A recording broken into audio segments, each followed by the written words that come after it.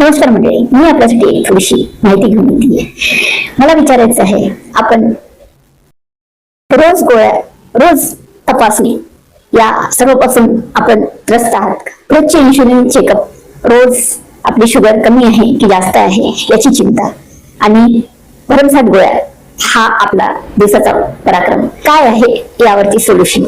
कारण BP sugar ही एकदा सुरू झाली की आपल्याला नेहमीसाठी गोळ्या औषधे सुरू कराव्या लागतात. कधी जास्त तर कधी कमी, कधी हाय होतो तर आपल्याला त्रास होतो, कधी लो झाला तरी त्रास होतो.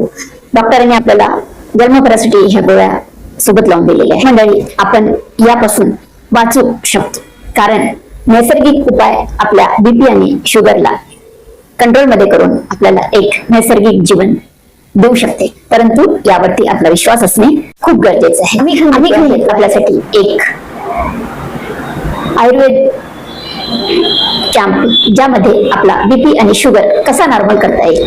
आणि काही लोकांच्या तर आम्ही गोळ्याही बंद केलेल्या आहेत, ज्या डॉक्टरांनी त्यांना सुरू केलेल्या होत्या.